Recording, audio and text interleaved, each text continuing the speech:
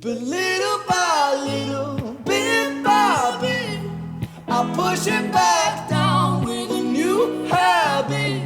If not for long, just for a while, I bury myself with a great big smile. Listening Colour. Hi everybody, welcome to Listening Colour with me, Rachel Walker-Mason. Hello to all our amazing new subscribers. Many of you are enormous Ren fans or Renegades. Is that how you term yourselves? And we are so happy to have you here. And just for you, I've done another Ren track, Chalk Outlines.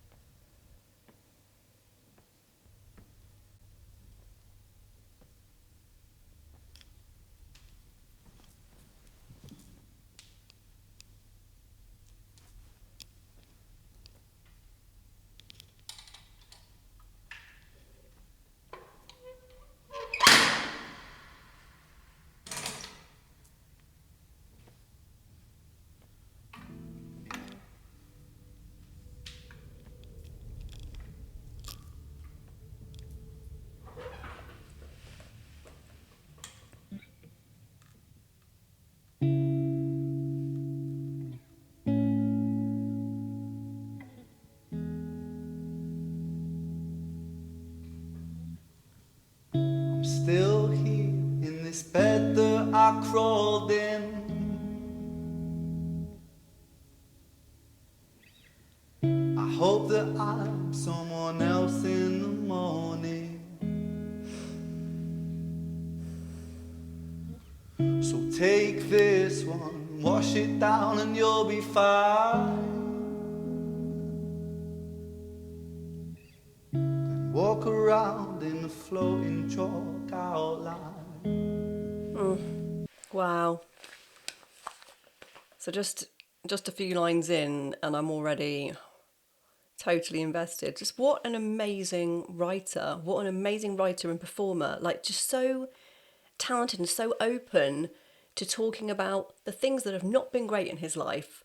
Like it's so common for people to just give you the highlight reel of like, I'm great at this and this is going great in my life and I'm amazing and I have so many friends. And he's talking about the worst stuff that people identify with very much, but nobody likes to admit that. No one likes to admit that they're going through hard times. But when somebody does, and he does this, I watched this lovely speech that he gave today that was all about having a responsibility when you're given this notoriety, which he deserves because he's really talented. It is a responsibility and you have to do the best you can to help other people. And his vulnerability, his openness to talk about his mental health struggles must have helped so many other people. Already it's helping me, and I've been a fan for like a week now, and I already have talked to my husband about things that I haven't really talked about much. So I've had depression I had it years ago back in my 20s, and I was given a very low dose antidepressant. And then when I was pregnant with our daughter, the midwife said to me, now because you've had a history of mental health problems, you're very likely to get postnatal depression with this baby. And I just thought, no, I won't.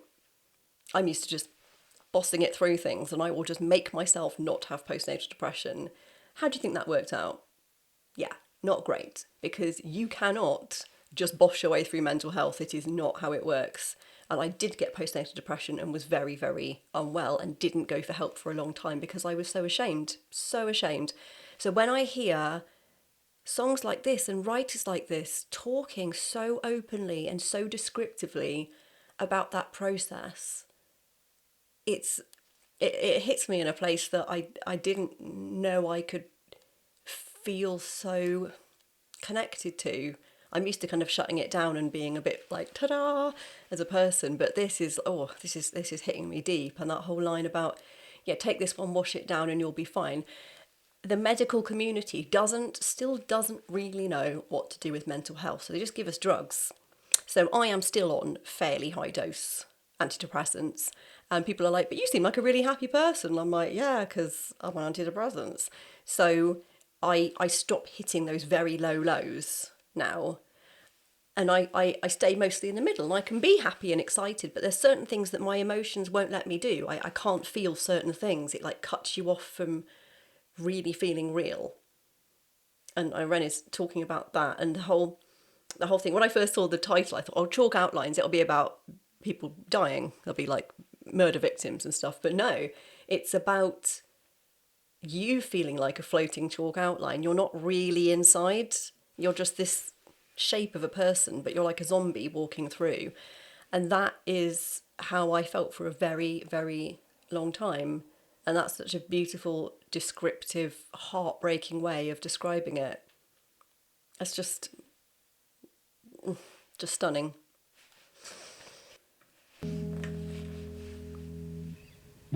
Walk around in the floating chalk outline. So it goes, let it be. In the gallows, balanced on my toes so I can breathe. But little by little, bit by bit, I push it back down with a new habit. If not for long, just for a while, I'll bury myself with a great big smile. Oh my, oh my, we trace ourselves in these chalk outlines. Oh my, oh my, erase ourselves in these chalk outlines. Oh my gosh, amazing. Now, some of you really liked that I talked about the light in his last video, the High Ren video, that there's a flickering light when it's his kind of darker side talking, and then the light is very stable when it's his lighter, more stable side talking. Is the same thing happening here? So it's another very simple video. It's just filmed in a corridor with a basic chair and he's sitting there playing guitar. And it's awesome. He doesn't need all the dancers and all the costumes and stuff. He just doesn't need it. It's just him with an electroacoustic guitar or electric guitar, just playing and being epic. And it's beautiful. And I noticed a light flashing in a kind of unstable way here. And is that a reference to his mental health? Does anyone know? Please tell me if it is, if that's a theme he continues in his videos. So lyrically here, it's beautiful, really gentle. I push it, and it sounds, so the song kind of builds up and you've got a bit of a beat kind of going in. And if you didn't know what the lyrics were, you'd probably think it's a fairly upbeat song about chilling out with your mates in the summer, because it's got those kind of bluesy chords. Like Amy Winehouse uses things like that. A lot of and Izzy Bizu and people like that. Those chords that are sitting on sevenths and ninths that feel quite chill and jazzy. In fact, I was writing a song like that today with very similar chords, and it was all about somebody being in love with someone else. So that's often the top line lyrics that we expect with those chords, but these are not the lyrics you expect with those chords. They are dark and they are challenging, and I bury myself with a great big smile. Yeah, I push it down with a new habit, and that's like, I find I've got quite an addictive personality, and I don't know whether that plays into my depression or not, but I find if I feel really desperately sad, I'll often buy things, and I've had fairly bad shopping addictions and other things before, because something has to fill in the gap of the other things that I want to do to myself, which are worse. And I've been there, and they are not helpful. And so it feels like, well, shopping is probably a less bad thing, but then I'll get addicted to that. So I totally understand where he's going with this. We push it back down. We push down that sadness, that feeling of what is the point anymore, we'll just bury it with a new habit. We'll just buy things, or we'll go out a lot, or we'll get drunk, or and And I think a lot of people identify with that everybody has something they fall back on that kind of fills in that gap in their life, that there's essentially an empty pit of you feeling like you can't cope and you don't know who you are and you don't know whether you want to be here anymore. And so that line is just sung in that very da, da, da, da, da, such a little upbeat way, is a really sad line. It's just so brilliantly juxtaposed. I really appreciate that. It's just really clever because it really makes you think, and like, why has he put such a relatively happy vocal line shape with that? Is it to make you really think? Is it to make you think, maybe it does make us happy? It's very clever. Right, I'm going to go back a little bit with those arrows.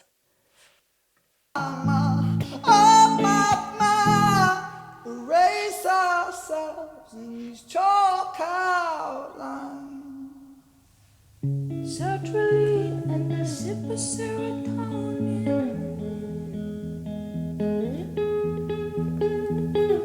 Don't cry, 'cause there's a pill for everything.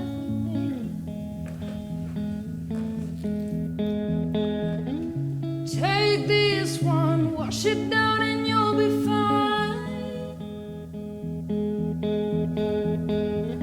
The feeling goes and you draw a chalk outline. That is Chinchilla, right? I love that. Now, the two of these, I was thinking the other day, I was saying to my husband, like, somebody mentioned these singers the other day, and it was a girl at our church, and she mentioned her two favourite singers and songwriters are Ren and Chinchilla, and I was like, cool.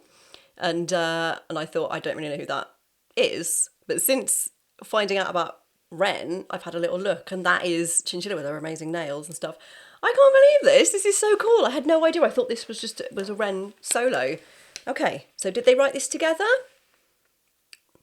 Or did he write it and they're performing it together? Is it both of them? Let me know.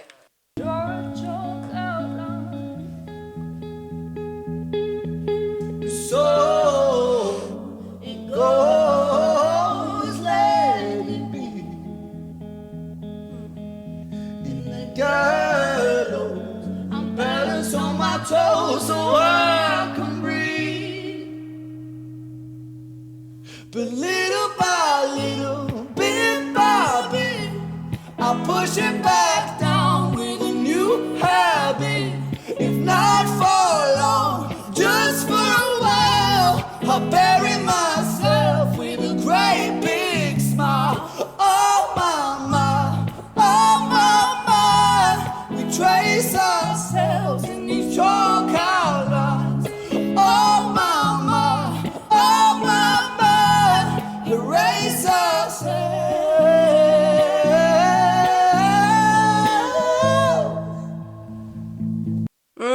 Oh my goodness, they sound amazing together.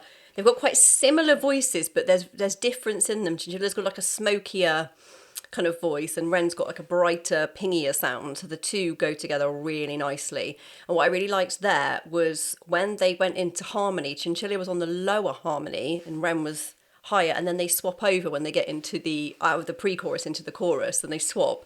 And that's such a nice little trick, because it just creates a different texture and a different dynamic. That was so lovely, and they're both so talented.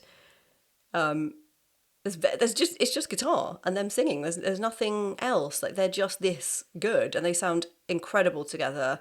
It's really difficult to harmonise with someone, especially on a song like this, because some of the chords are really unhelpful. They're singing strange intervals, and some of the harmonies are quite unusual. So they'll sound, if they're not perfect, which these guys are, it will sound really weird and out of tune. You'll think, ooh, was that the right note? But every note they sang was exactly dead on. So good. Do you think I should check out some Chinchilla as well? Because I'm starting to think that I maybe should. Let me know what you think. Let's hear that bit again. Erase ourselves.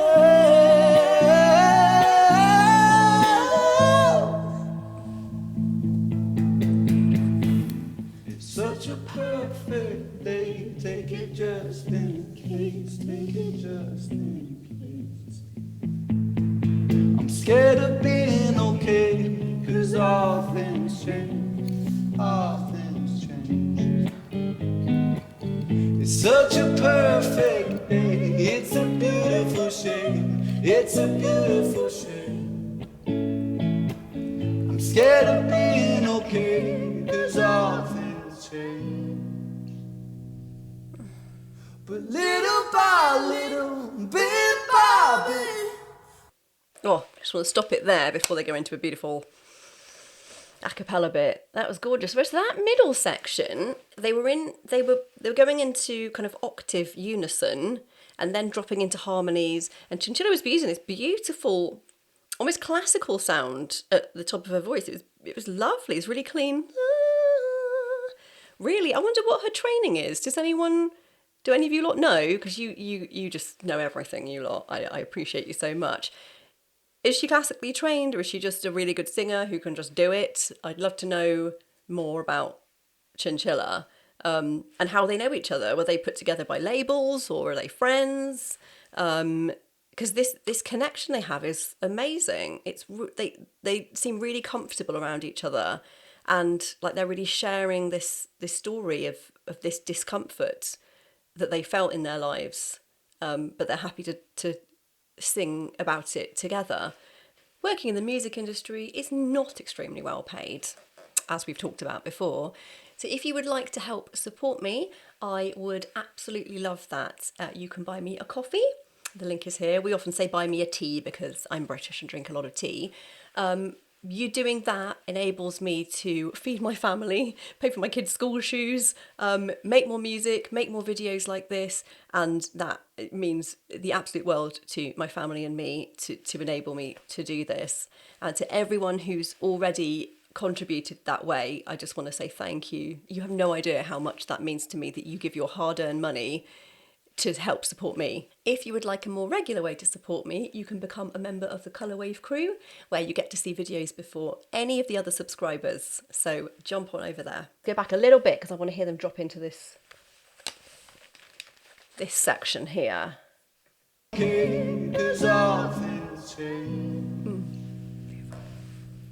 But little by little, bit by bit, I'll push it back down with a new habit. If not for long, just for a while, I'll bury myself with a great big smile. Oh my, we trace ourselves in these chalk outlines. Oh my,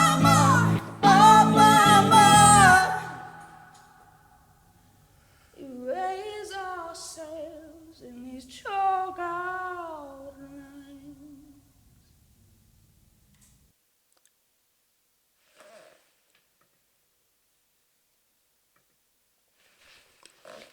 That was beautiful. I love how I thought Ren was going to come back in, like what often happens in the final chorus. They have two lines where everything drops out and then it comes back in again. So I was fully expecting the guitar to come back in on the next two lines, and it didn't.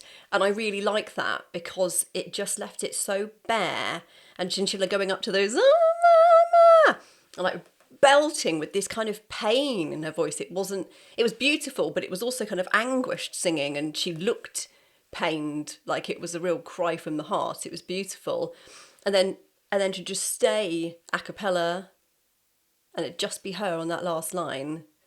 That's beautiful. Like that shows a lot about Ren as a collaborator and as an artist, that he's, he could have been like, no, I'm going to sing the last line, it's my song, but that he gave Chinchilla that last line. It's I don't know that many artists who do that. If it was a featured artist on their song, that it would usually end with the featured with the main artist singing, not the feature. But that says a lot about Ren, I guess. It's beautiful. What an incredible and heartbreaking song. And that bridge section. Take it just in case. Take it just in case. Like, I take an antidepressant every day. But Yeah, people say that about my other medication because I suffer from chronic migraines. So some people are like, take a migraine pill just in case. And I'm like, oh, but then I get addicted to them and then I get rebound migraines from them. So sometimes a just in case can make everything significantly worse. But you're so afraid of pain and what it's going to do to your life and things. It's like you live in a lot of fear about your own mental health and how your own brain can trip you up, can make you feel completely incapable. And something you could handle one day, the next day you might think, I can't even get up and walk today. I can't do it. I can't do anything. And I think back to a time like I'm a really confident person. Now I'm off in London this coming weekend as one of my songs is being performed by a group and I'm in a songwriting session with some amazing writers and I just go off and do it and it's great. But years ago, I developed such a phobia of going outside that I used to just sit and cry in my flat. I couldn't go out, I couldn't do anything. I was like a shell of a person, like a chalk outline. That's all I was. I was nothing inside me. I was like this dead person walking. I couldn't do anything. And I was so afraid of living, so afraid of everything in the world. It took such a lot for me to even open the front door and leave the house. And now my life is so different. I sometimes think back to that girl and think, how was that me? How am I the same person? How was that my life when I look at where I am now? But we can all go back to that as our mental health can really trip us up and it's hard and you sometimes don't know when it's going to happen. Like we talk about the black dog, something there's a black dog right there and you're like, oh dear, I'm going downhill again mental health wise. And you can't predict it sometimes and it can be really scary. But the thing I would say, if anyone of you is watching this and going through that, ask for help. There is absolutely no shame in asking for help. The best thing I did was when I had my second child, I asked for help because I had postnatal depression again, as predicted, but I asked for help. So although I was as ill, it wasn't as bad because I could talk about it.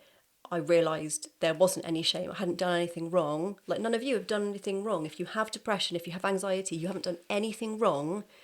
It's just your brain doing something. Ren is just doing, and Chinchilla, doing so much for the world, not just for the music industry, but for everyone who listens to their music, to feel like they're less alone. That's an incredible legacy. No matter what else Ren does, this will have saved lives, I guarantee it.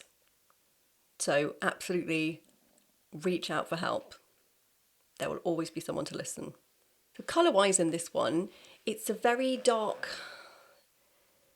kind of purpley blue. It's almost hard to see what colour that is, like I guess an indigo. So it's a very dark colour.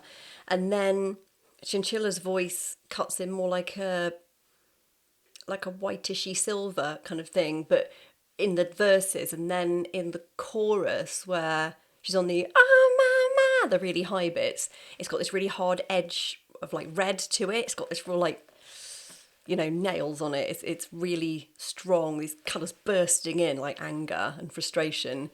It's beautiful. And then towards the end where they drop into the a cappella section, it drops into like a much lighter blue. It's gorgeous. It goes like a big wave and ends in this really light blue-ish going off into white. It's beautiful. I love the colours in this one.